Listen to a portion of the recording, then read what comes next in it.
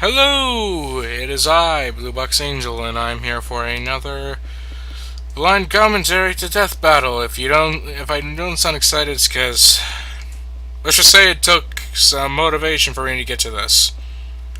I'm not saying I don't like any of the characters. I don't even know them that well, either of them. It's just because, well, I've been planning on eventually, when I finish one of my shows, to add Ruby to the wheel again, and maybe it might be chosen. But considering that now one of the characters from Ruby is now on Death Battle, I might be spoiled a bit. Then I started thinking, was I 100% blind on Goosebumps? No. Was I 100% blind on Animorphs? No. Was I 100% blind on Are You Afraid of the Dark? No. Okay. So, what's to say I'm not 100% blind on Ruby? Besides, Death Battle doesn't go too much into detail with some of its stuff. Oh, just remembered.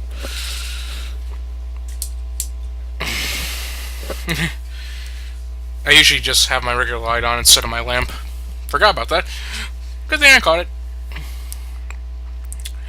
So, again, I just decided, you know what? Who's to say how much I'll be spoiled on this? Besides, again, just because I'm not 100% blind to it does not mean I now won't be able to watch Ruby if I ever do get to it. So, yeah. Enough of my babbling, let's just get straight into it. As for who I think's gonna win, I have no idea.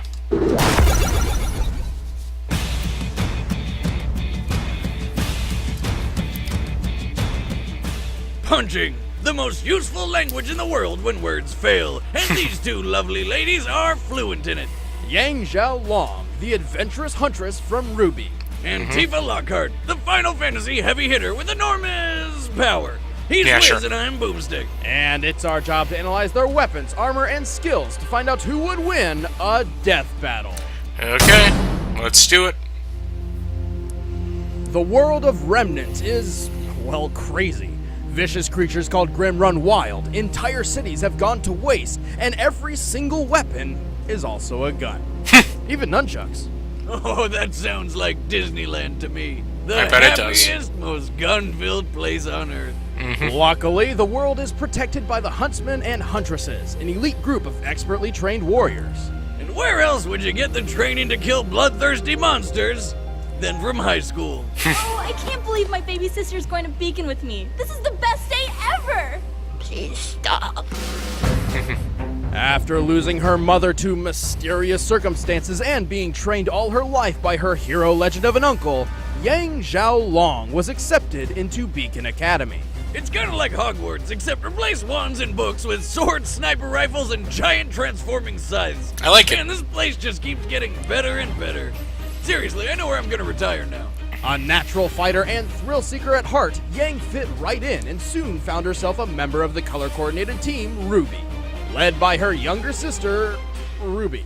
Because that's not confusing at all. I'm talking about kicking off the semester with a bang. I always kick my semesters off with the yang. Eh? Boo! What? Thank you. Anyway, Yang's time at Beacon was well spent, and Okay. she became the master of punching all the things. See, Okay. while Yang's fellow teammates wield a scythe, a couple swords, some big guns, Yang's style of combat takes a more direct approach. Yeah, she does, with her shotgun gauntlets. Her two golden bracelets aren't just stylish, they extend to form a weapon called the Ember Celica. With just a punch, the Ember Celica fires off a flash of kinetic energy, blasting a foe with an explosion of force and a beautiful sound. I'm so hungry. To top it off, these concussive blasts can fly several hundred feet. Yang is one of the few people I know who can punch a bird out of the sky. That's what you get for crapping on my car. In addition, like most huntresses, Yang can manifest her soul as an aura. Aura can be used to block deadly attacks and heal minor wounds, and Yang's is no different. But my favorite way she uses her aura is when she goes Super Saiyan. Yeah, that's pretty much what's Many happening. hunters and huntresses possess a semblance, a special power unique to them that makes Beacon Academy look a little more like the Xavier School for Gifted Youngsters. Yang's semblance absorbs damage from hits she takes, adding them to her own physical power. After taking just 2 attacks from a mech suit, she was strong enough to shatter the whole thing in one go. Unfortunately, her semblance does not increase her aura's defense, so she feels the full force of everything that hits her aura, and can only absorb power so long as she remains conscious. Luckily, Okay. she's pretty tough.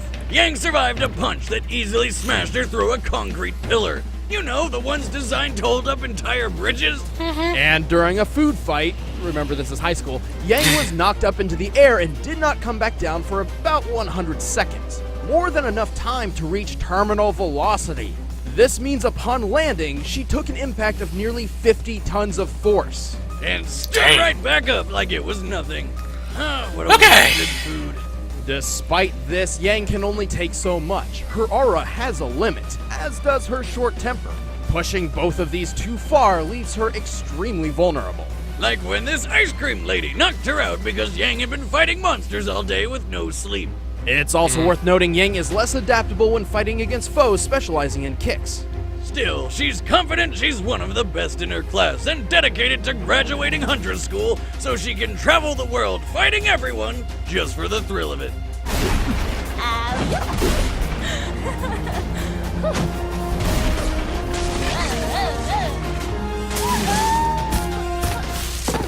Nailed it.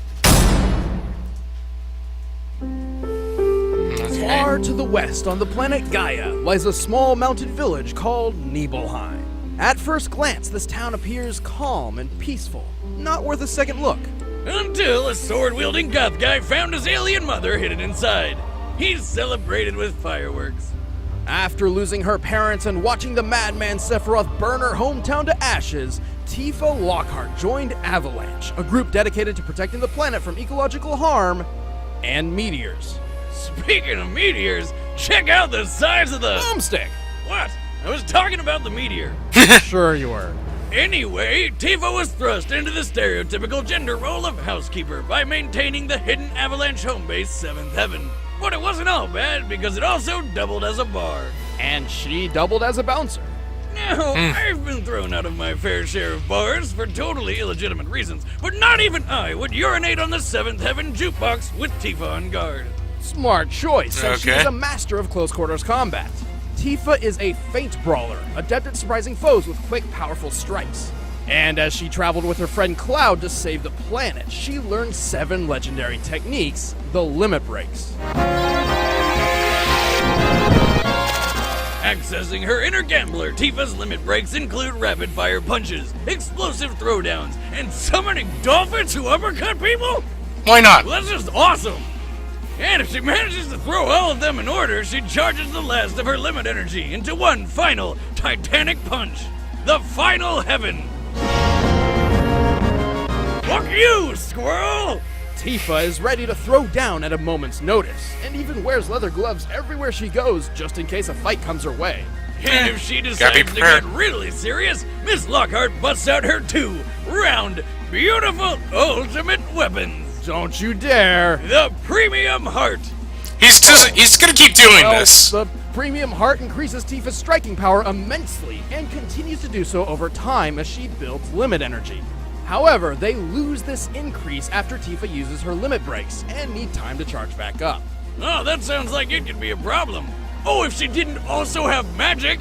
In Final Fantasy VII, there's a wide variety of magical ability granting gems called materia. Any person can wield any materia, and it's up to the game's actual player to decide who gets what, giving Tifa no standard materia setup. However, thanks to the Dissidia Fighting series, we know Tifa prefers to carry fire and ice materia into battle.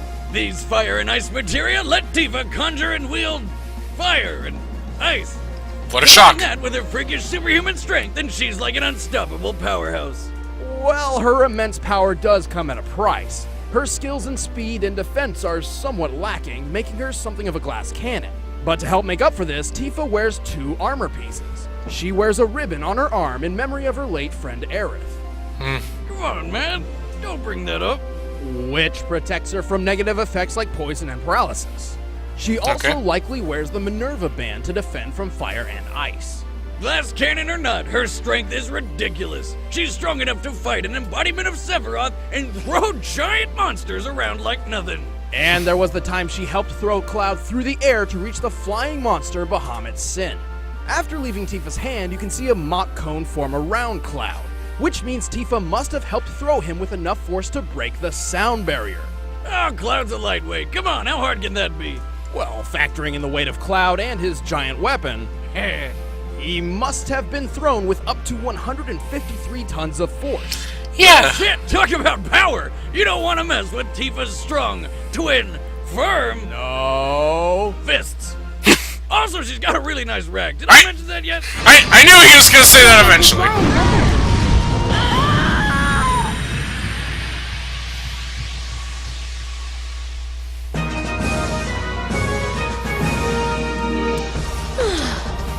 All done. All right, the combatants are set. Let's end this debate once and for all. It's time for a death battle! Okay, who am I gonna pick? Who am I gonna pick? Who am I gonna pick? Who am I gonna pick? Who am I gonna pick?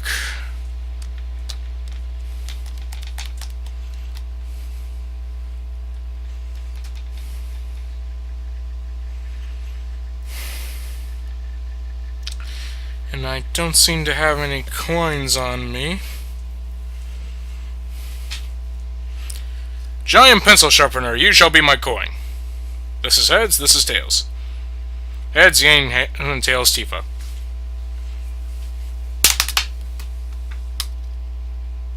Of course, I had to land standing up against the wall. Pencil, you're the new one. Heads, tails, whichever is facing towards me will be the victor. I'm rooting for Tifa.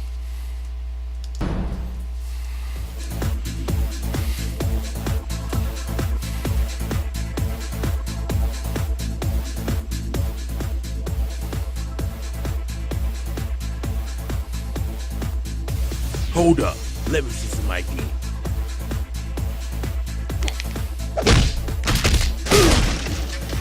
There's your ID. Hello. No need to panic, people. Just looking for someone. I will take a strawberry sunrise, though. No ice. Thanks. And of course, commercial. Like, really? Hey, Screw Attack, I think you're positioning the commercial a bit wrong. Or YouTube. Who cares? It's only that long. Come on. Get back to the fight. Thanks. Sorry, miss. I think you'd better turn yourself around and look elsewhere. So, does this mean no sunrise?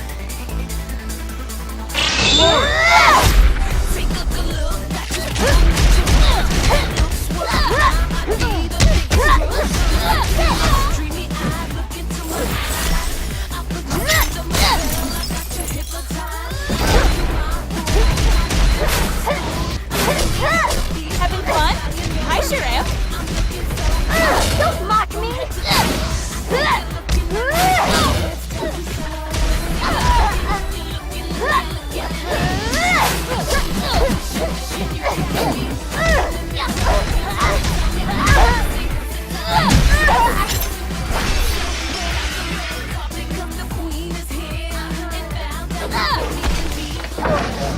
Warm-up's over. I'm going to blow you out of the water! Again, sorry I'm not saying much, but when it's just a fight scene and nothing interesting is happening except they're hitting each other.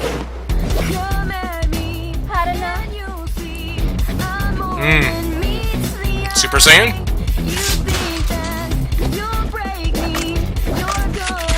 Not even close.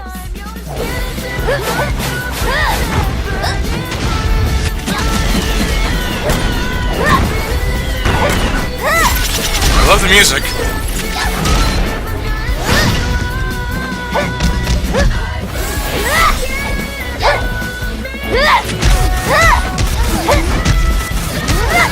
You're going down!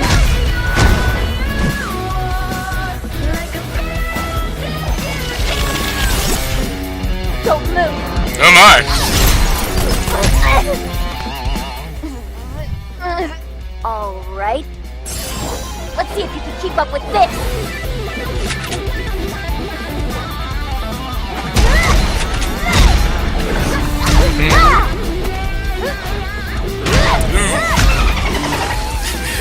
The power of dolphin. That's all I'm gonna say.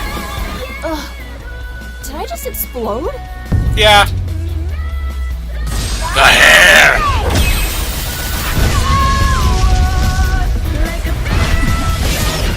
What in the world?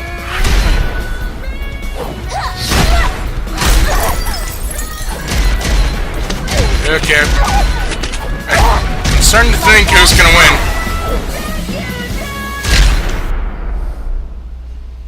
Yeah, that sounds about right. Nailed it.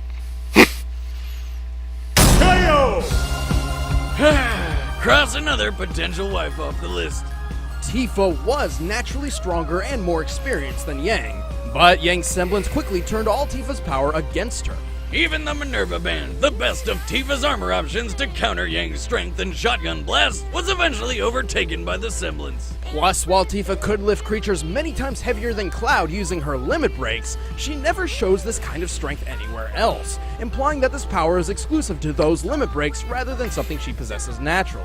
And even though makes Tifa's sense. premium heart increased in power over time, they reset after her limit breaks, while Yang's power kept on rising. However, Yang's real trump card was her aura. Her semblance would have been useless if she could not survive Tifa's attacks. Luckily, her aura is durable enough to take a punch that shattered a concrete pillar about 4 feet wide, a feat which requires at least 1,400 tons of force. That's the equivalent of having 360 jetliners fall on your face. Yang's power just pulled through in a snap. The winner is Yang Xiaolong. Okay, who's next? Or should I say, which one Next of the time two is on next? Death Battle. Hello, Chad and Ben and all you Death Battle fans.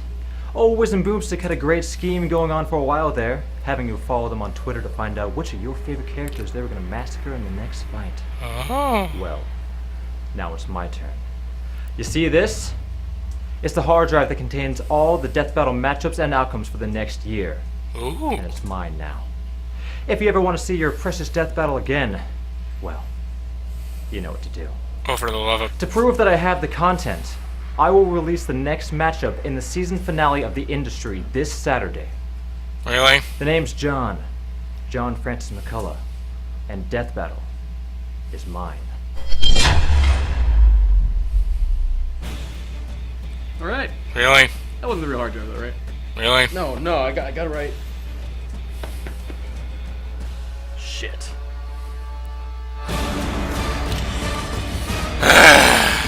Great! First we had, oh, we're only gonna tell you one.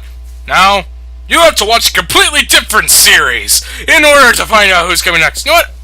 I'm just gonna wait till the actual video comes out. I'm not even gonna go there. I don't care that much about who's... It's just nice to have them, but it felt a little cheap when it was just one of them, and now none of them! But either way, that was a pretty good fight. Not much to say. Other than, I did have a feeling she would win, but yet again, sometimes I can be wrong on a gut feeling when it comes to Death Battle. So, again, that's why I flipped a pencil sharpener and a pencil. They're still on the floor. Should probably pick those up. Anyway, yeah, not much else to say. Sorry if I sound unamused. It's just when you have a fight between two characters that I have no connection to, if that's the right word to say, and when a lot of it was just your usual fight stuff, not much to say. I mean, now if there was a character that I was into, I might have been more excited, but hey, I still enjoyed it. I still liked it. But other than that, not much else to say, so I'm gonna move on to recording other things. So this is Blue Box Angel. Until next time, goodbye.